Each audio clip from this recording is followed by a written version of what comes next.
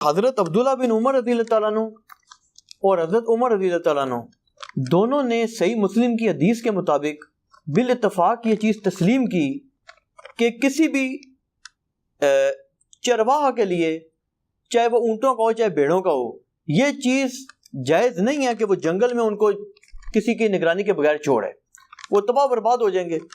تو یہ کیوں کر ممکن ہے عقلاً بھی کہ رسول اکرم صلی اللہ علیہ وسلم امت کو چھوڑ جائیں؟ ایک یہ اعتراض کرتے ہیں، ایک اعتراض یہ کرتے ہیں جی کہ اسی سے ضمناً یہ سوال ہے، آپ دونوں کا اکٹھے جواب دیں کہ قرآن سے ثابت کریں کہ ایک تو یہ ہے کہ کسی کو بھی اللہ تعالیٰ نے اختیار دیا ہو کہ تم اپنے حکمران خود چنو، اور دوسری چیز یہ ہے کہ کیا قرآن میں سے یہ چیز ثابت ہوتی ہے کہ کوئی نبی ایسا گزرا ہو، ایک نبی 1.25 لاکھ نبیوں میں، کہ جس نے امت کو ایسے ہی چھوڑ دیا ہو بغیر وصیت کیے ہوئے؟ ہاں جی، رسول اللہ صلی اللہ علیہ وآلہ وسلم۔ اس کی وجہ یہ ہے، دیکھیں رسول اللہ کی مثال اس اسپیسیفک کیس میں اس لیے پیش نہیں کی جا سکتی کہ آپ کے ساتھ ایک ایسی چیز جڑی ہوئی ہے جو آپ کو اگلے انبیاء سے ممتاز کر دیتی ہے، لہٰذا نبی کے جیسا ہے ہی کوئی نہیں۔ کیوں؟ وہ ہے ختم نبوت۔ پہلے کوئی خاتم النبیین 1.25 لاکھ میں لے کے آئیں اور اس سے ثابت کریں کہ وہ خاتم النبیین تھا اور اس نے اپنا وصی چھوڑا پیچھے، پھر بات ہوگی۔ یہ تاریخ میں وہی پہلی دفعہ ہے کہ اللہ نے فیصلہ کر لیا کہ اب آسمان کا زمین سے رشتہ ختم۔ ہم آپ کو کہاں سے مثال لا کے دیں؟ کیونکہ ختم نبوت ہو گئی نا، رسول اللہ کی مثال ہے ہی نہیں نا قرآن میں، آپ جیسا تو ہے ہی کوئی نہیں ہے۔ ختم نبوت کی برکت سے اللہ نے امت کو ٹرانسفر کر دیا۔ جی ٹرانسفر کیا، مجھے کیا، آپ کو کیا۔ کنتم خیر امۃ اخرجت للناس تأمرون بالمعروف وتنہون عن المنکر وتؤمنون باللہ۔ پوری امت کو ٹرانسفر کر دیا نبیوں والا کام، ٹھیک ہے، وسیع ایک اسپیسیفک بندے کو نہیں بنایا۔ چونکہ ختم نبوت ہو چکی، اب نبی علیہ السلام نے امت کو اس اعتبار سے کوئی سکسیسر کے ساتھ نہیں چھوڑا سوائے اس کتاب کے۔ اس کی وجہ یہ ہے، اگر آپ کہتے ہیں نا بندہ چھوڑتا تو اب آپ نے قائم رہنا ہے۔ اگر اگلے انبیاء تھے تو وہ اپنی جگہ نبی یا وصی چھوڑتے تھے، اور وصی وہ نبی ہوتا تھا تو وہ اگلا چھوڑتا تھا، یہ چین ٹوٹتی نہیں تھی نا۔ تو آپ کی چین تو ٹوٹ گئی ہے، 1200 سال سے ٹوٹی پڑی ہوئی ہے۔ ہم نے آپ سے واٹس ایپ نمبر مانگا امام مہدی کا، آپ نے کہا گستاخی کر دی۔ ہم نے کہا میرے بھائی اگر آپ بتائیں گے کہ فلاں عالم دین فلاں جگہ پہ، ہم اس کا ایڈریس نہیں مانگیں گے آپ سے، ٹھیک ہے۔ 1200 سال سے چین آپ کی ٹوٹی ہوئی ہے، اس لیے کہ آپ کی کمیونیکیشن ہی نہیں ہے اس بندے کے ساتھ، تو اینڈ رزلٹ تو آپ کا بھی یہ نکلا، لیکن ہماری چین نہیں ٹوٹی ہے، حضور کا وصی قرآن ہے۔ یہ بخاری مسلم سے ہم نے ثابت کیا۔ ہاں شکر ہے کہ میں 12 اماموں کے زمانے میں نہیں پیدا ہوا، میرے پاس کوئی جواب نہ ہوتا، اللہ نے مجھے بچا لیا ہے۔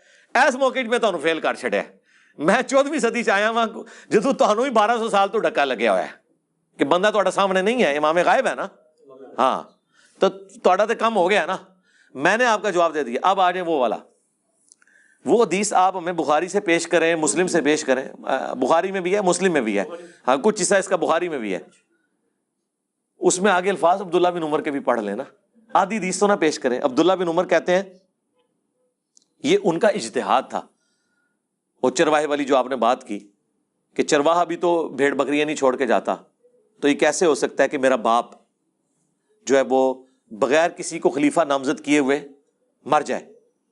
اچھا، اور اس سے انہوں نے یہ رزلٹ نکالا کہ اگر اتنی عقل حضرت عمر میں تھی تو رسول اللہ میں تو اس سے زیادہ عقل تھی، انہوں نے بھی اپنا خلیفہ کسی کو چھوڑا ہوگا۔ یہ انالوجی بنائی ہے نا، تو سرکار اسی حدیث میں آگے جواب ہے۔ عبداللہ بن عمر کہتے ہیں میں نے یہ گمان کیا، لیکن بعد میں مجھے لوگوں نے بتایا حضرت عمر کے ریفرنس سے کہ حضرت عمر نے ایک جملہ بولا ہے کہ اگر میں اپنے بعد کسی کو اپنا خلیفہ نامزد کرتا ہوں تو میں اس شخص کی سنت پہ عمل کرتا ہوں جو مجھ سے بہتر تھا، ابو بکر، اور اگر نہیں کرتا تو میں اس کی سنت پہ عمل کرتا ہوں جو اس سے بھی بہتر تھا، رسول اللہ۔ تو کہتے ہیں عبداللہ بن عمر، میں نے کہا اب میرے ابا جی کسی کو خلیفہ نامزد نہیں کریں گے، وہ رسول اللہ کے طریقے کو اڈاپٹ کریں گے، کیونکہ میرے ابا جی جب کمپیریزن کرتے تھے اور حضور کی کوئی بات آ جاتی تھی تو دوسروں کو چھوڑ دیتے تھے۔ میں نے کہا اچھا ابا نے یہ بات کی ہے، ہوں ابا نے کسی کو خلیفہ نہیں بنانا۔ جب انہوں نے یہ بول دیا نا کہ میں اگر خلیفہ بناتا ہوں تو ابو بکر کے طریقے پہ چلتا ہوں، اور اگر نہیں بناتا تو میں رسول اللہ کے طریقے پہ، تو عبداللہ بن عمر کے الفاظ اسی حدیث میں موجود ہیں کہ میں نے سمجھ لیا اب میرا ابا کسی کو خلیفہ نہیں بنائے گا۔ تو اس میں خود موجود ہے کہ حضرت عمر خود کہہ رہے ہیں کہ خلیفہ نہ چھوڑنا پولیٹیکل، یہ سب سے بہتر طریقہ اور رسول اللہ کا طریقہ ہے۔ ادھی روایتیں پیش کرتے ہیں. دیکھیں ہمارا یہ چیلنج ہے, ہمارے مخالفین جو بھی یہ پک اینڈ چوز کرتے ہیں وہ پوری روایتیں نہیں پیش کر سکتے. یہی لوگ ہیں. اور جی مسند احمد میں اما عائشہ نے حضور کے اوپر ماتم کیا تھا, آگے بھی پڑھو نا, انہوں نے کہا یہ میری کم سنی تھی اور بعد میں مجھے اس کے اوپر افسوس ہوا. اے نہیں پڑھ دے نہیں جی کیتا تے ہے نا, وہ اگے دے انہوں نے رجوع ریکارڈ کراتا نا. حقیقت بات ہے, آپ اس کو چھوڑ دیں. میں کہتا ہوں کہ جی نبی علیہ السلام سے جو صحابہ کی عقیدت تھی اس میں وقتی طور پہ سارے صحابہ بھی کالے کپڑے پہن کے ماتم شروع کر دیتے نا, کوئی بعید بات نہیں تھی. اس سے بڑی چیز ہوگی کہ حضرت عمر نے تلوار اٹھا لی کہ میں قتل کر دوں گا جو کہہ رہے. صحابہ کے ساتھ, صحابہ کا عشق حضور کے ساتھ اتنا تھا, اس میں کسی سے بھی مس ہینڈلنگ ہو سکتی تھی. حضرت عمر سے ہو گئی ہے جب حضرت بکر نے ان کو بٹھا دیا اور وہ آیات پڑھی وما محمد الا رسول قد خلت من قبلہ رسول یا انک میت و انہم میتون, یہ آیات پڑھی. تو سرکار یہاں بیٹھ کے اس سینیریو کو آپ امیجن نہیں کر سکتے. ٹھیک ہے جی, یہاں پہ اور دیکھیں جی لشکر اسامہ نہیں روانہ ہو رہا تھا, حضور نے کہا تھا روانہ کرو. یار اس لیے روانہ نہیں ہو رہا تھا, حضور حالت نزع میں تھے. مجھے بتائیں, ان کو تو چھوڑ دیں, آج نبی الاسلام ہم میں موجود ہوں اور حالات و واقعات بتا رہے ہوں کہ آپ کا آخری وقت آ چکا ہے اور آپ نے اشارے بھی دے دیے ہیں.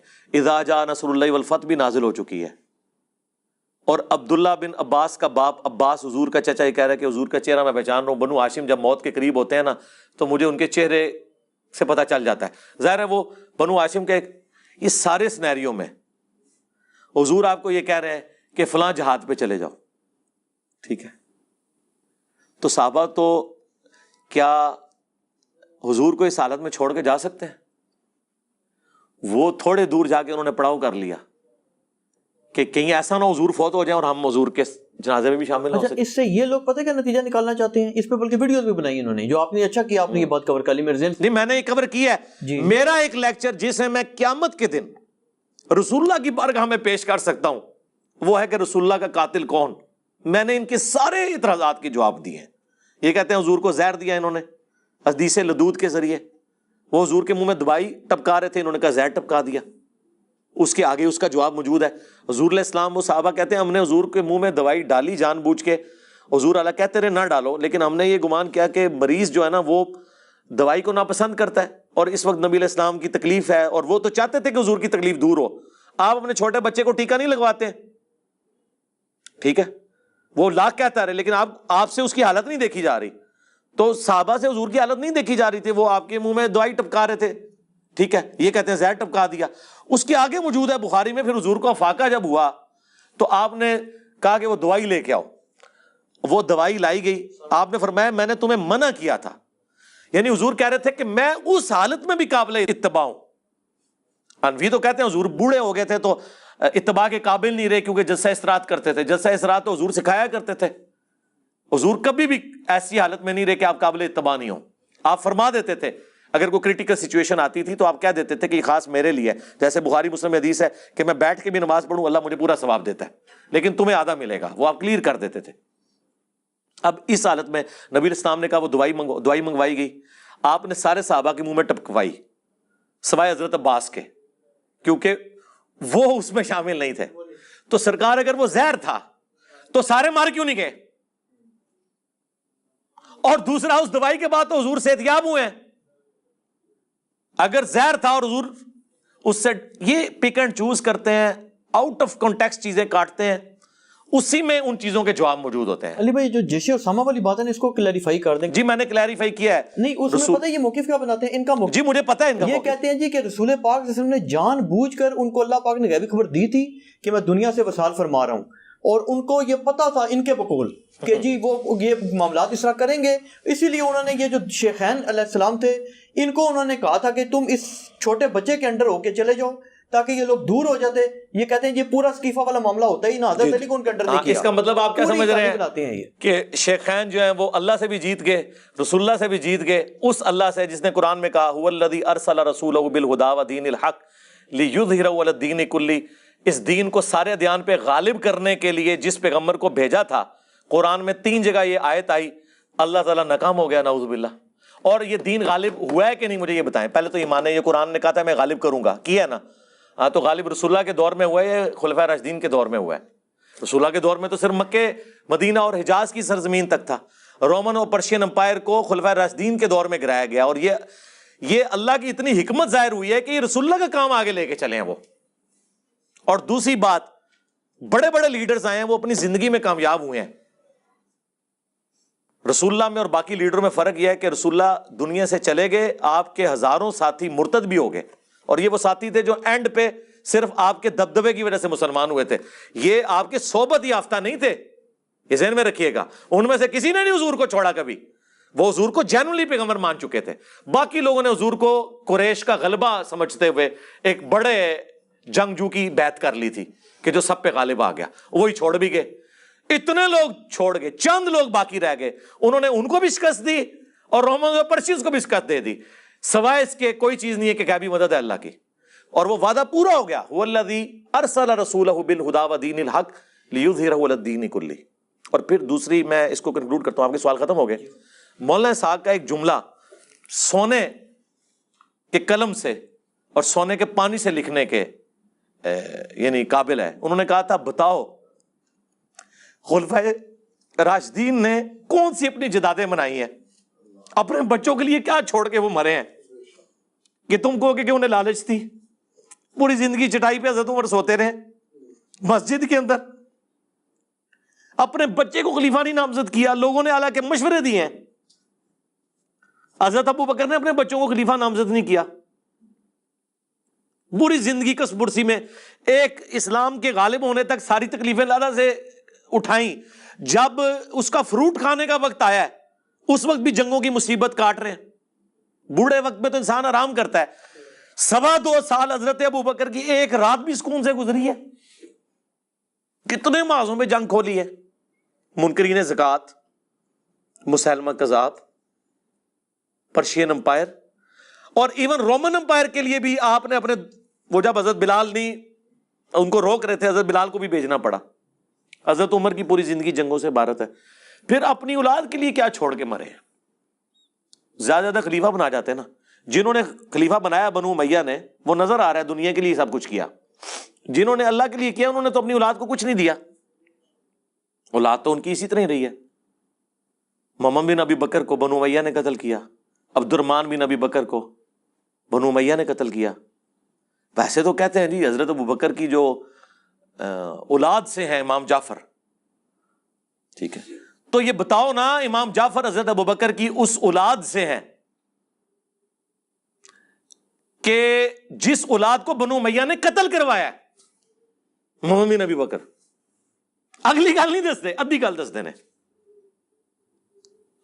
اس کو تو آپ درست ہی نہیں سمجھتے. یعنی اس سے مراد میں ناسبیوں کو کہہ رہا ہوں.